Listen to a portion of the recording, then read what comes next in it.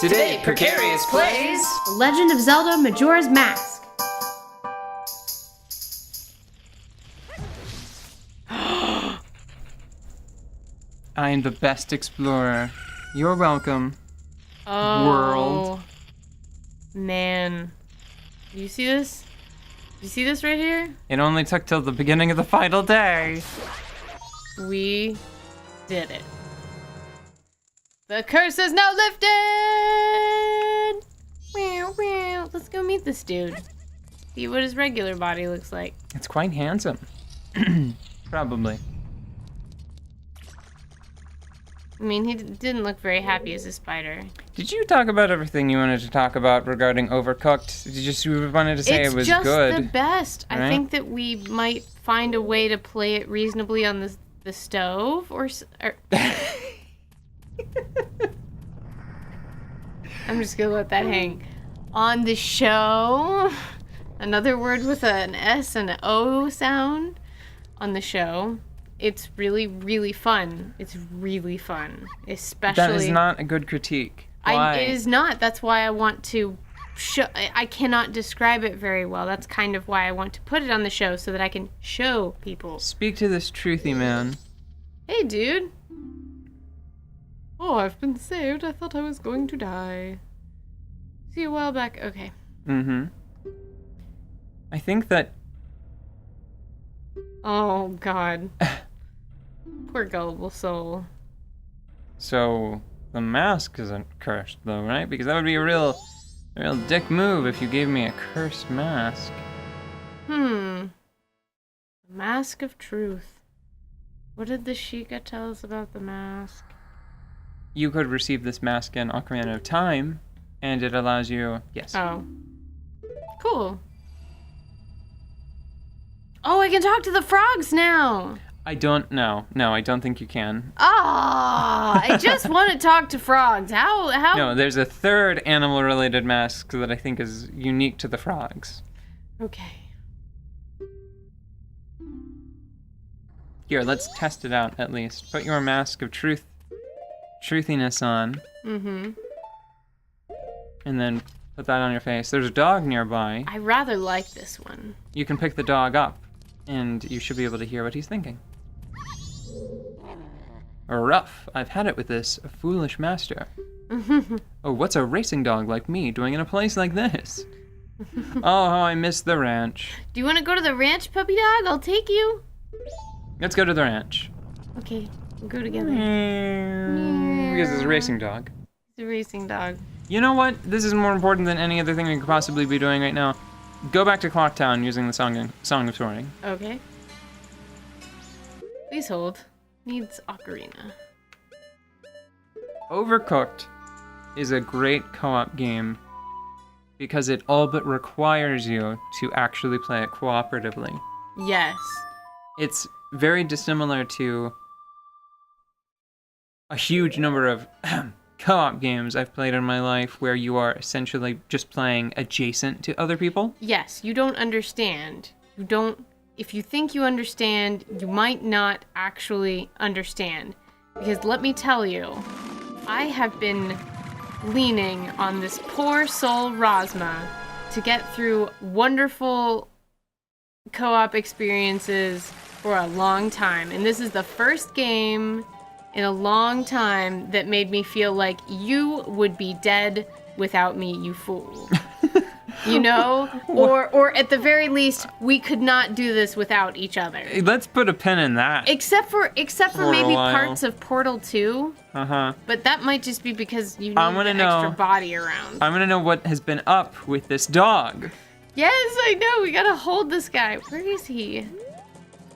He's another racing dog. It's gotta be, because he's so fast. He's like a blur. Yeah. Got him.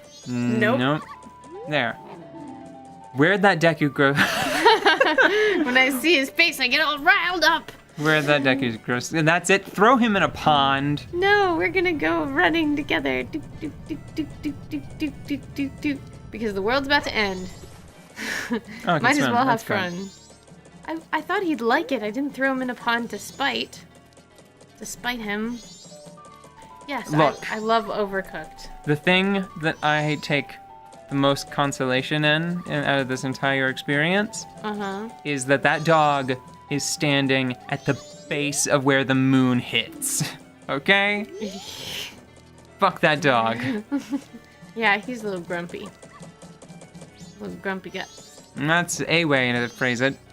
Okay. I'm here. I have the truth mask. We have things. We have... Let me see that. I'm going to do a little bit of treasure hunting just so that way there's some motion on the screen and you can talk about Overcooked. Critically. Critically talk about Overcooked. It is a game that is intended to be played cooperatively with at least 2 people. I think that the kitchen environment is an absolutely beautiful and natural fit for this type of game, because if you've ever worked in a professional kitchen or seen other people working in a professional kitchen, the type of handoffs and the type of actions that you have to do in time in order to get dishes out without burning them and get them out correctly and in a timely manner is exactly what this game does. It feels very natural.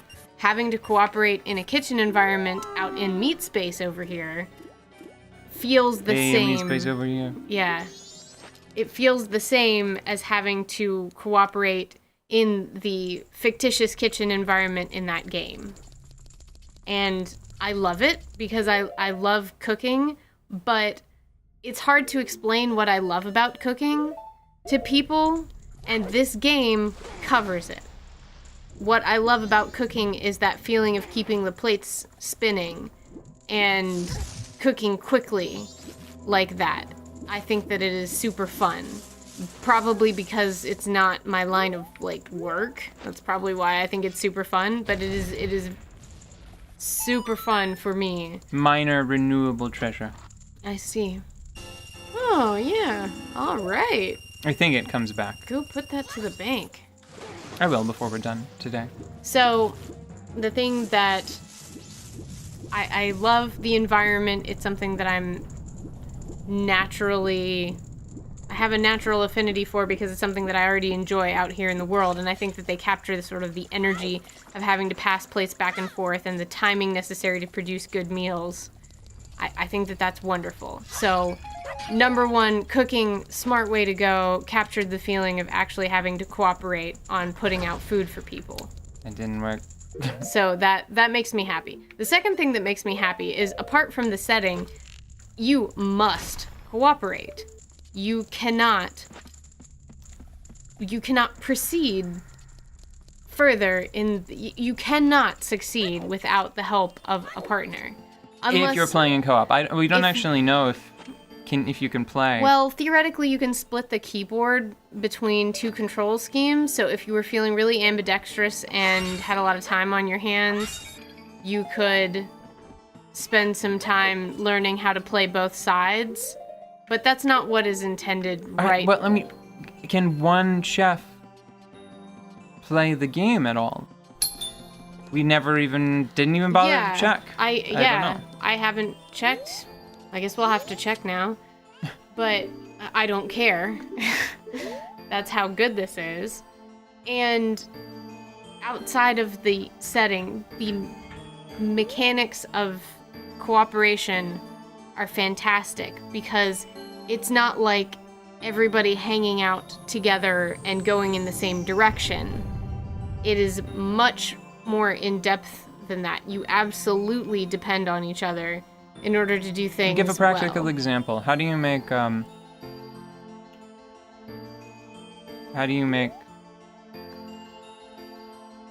Sorry, this part is actually glitched. It's supposed to have on-screen directions there.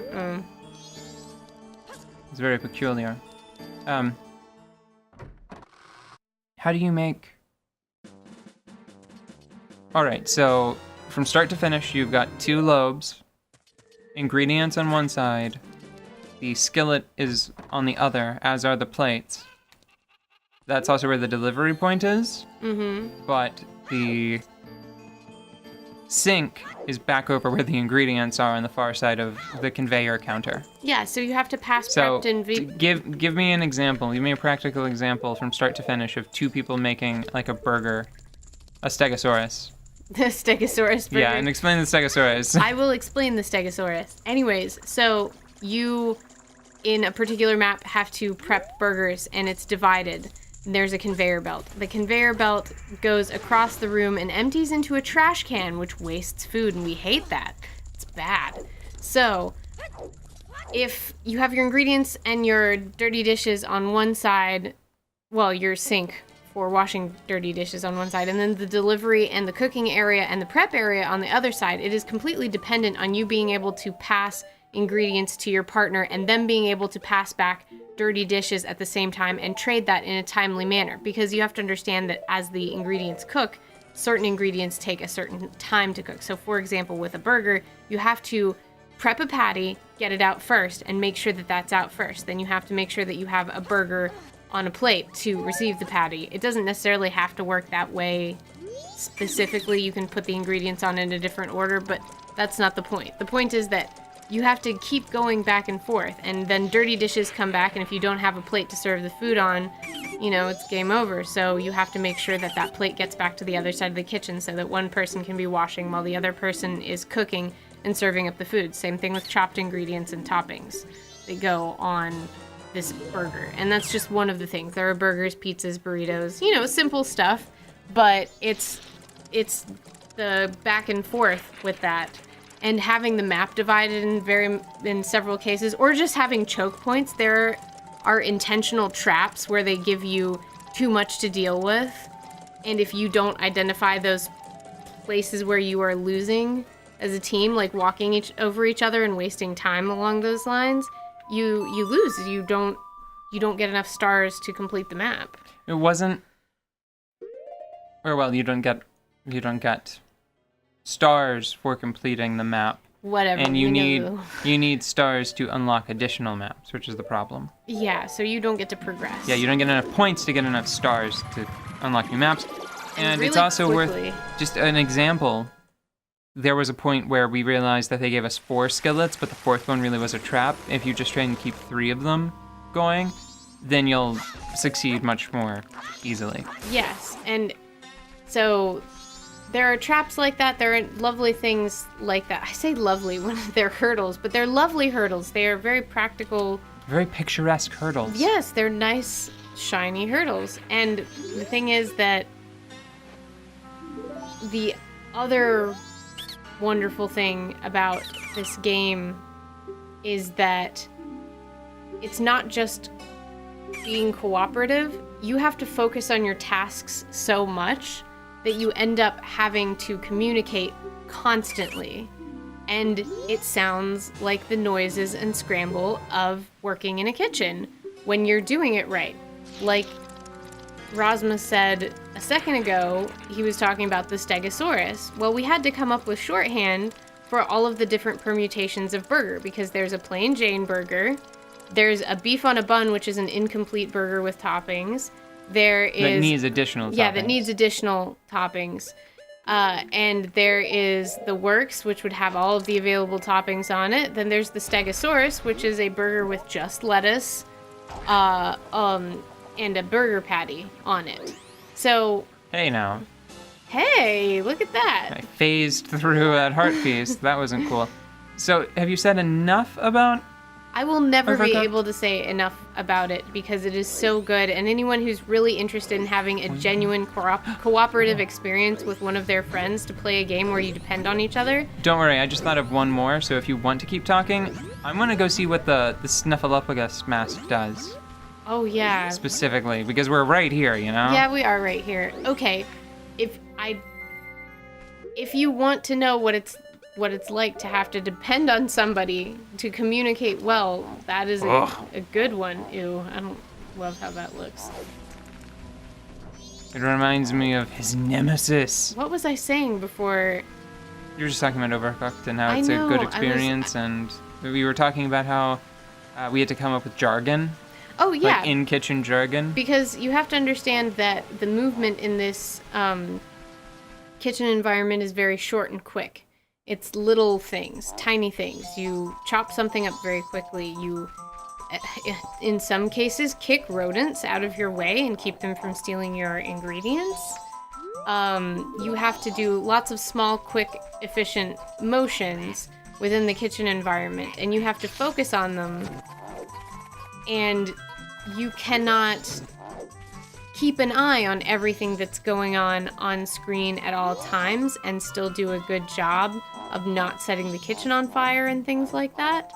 So you absolutely have to depend on the person next to you saying what they're doing, what is necessary, calling out orders, calling out whether they're up, whether they need to go out, whether, you know, they're missing ingredients, what needs to go down next. And because you can't always be designating one person to watch the influx of orders, everyone has to be on the same page.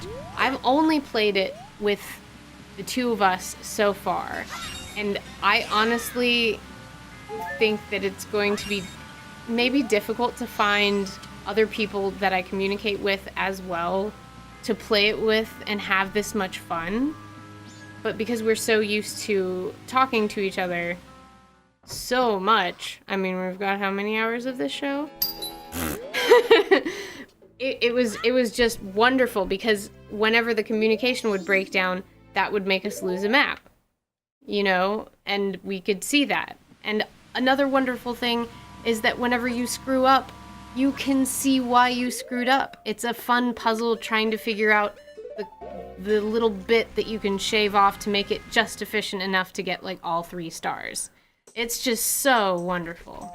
And I have not found another game yet that makes me feel like that really great sense of camaraderie. I have played many co-op games. I have played 2-person co-op shooters. We played Borderlands together, and that was very fun, but I didn't always feel like I was absolutely necessary. And yeah, sure, communication was important, and yes, there were different things that we could do to make our powers and different abilities synergize together. There were things available, but it was kind of optional in some cases. It didn't feel like it really forced us into that cooperative play style, that like absolute dependence. Do you understand what I'm trying to say? Speaking on behalf of everyone, yes. Okay. Because of course I knew. I was there. Yeah. I was there when it happened. I mean, you agree with me, right? Do you have some flaws to point out about Overcooked that you don't want to talk about? Oh, I think it's wonderful. Flaws with Overcooked. So I think it's a shame that we're getting pretty close to what I think is the end of the game. Mm-hmm. And I was sort of expecting more complicated recipes. Mm-hmm. But that's a personal problem. That's a beef. You know, another game that I liked as much, not because it was co-op, but another game that I liked playing as much as Overcooked is Trauma Center. I love Trauma Center. Well, now I'm in trouble. So, I only have one battle. Yeah. Can't get the red potion to give to the sister to bring her back up so they both go back to where they need to be. Uh-huh. I'm pretty sure that this magic mushroom is what you need to get a blue potion, if not at all. Like, maybe, I don't know if it's like you need it to get blue potions, period, or you need it to get it, like, affordably. Mm-hmm. I'm pretty sure that this leads to blue potions. It won't let me empty the bottle. Oh. So I can't do this right now. Okay, well... Sort of a downer. Bale, if you could... It won't let me. I tried to do something. It won't let me dump it out because it's like a quest item, see? Good. Yeah. Well, Bale, if you could just on the screen confirm magic mushroom. Blue potions? Yeah? No? Okay. Overcooked is good. Yeah, I wish that there was a point where, like, you had to make a stew that was like 2 onions and a tomato. We haven't gotten to the end yet, though. Right. That could happen. It could. It could happen. And there's the DLC. I know, because I got the DLC because after playing that for several hours, yelling at each other in a productive way, it was so fun. I was like, get it. Get the DLC. And then I was like, yes, chef. Thank you, sous chef.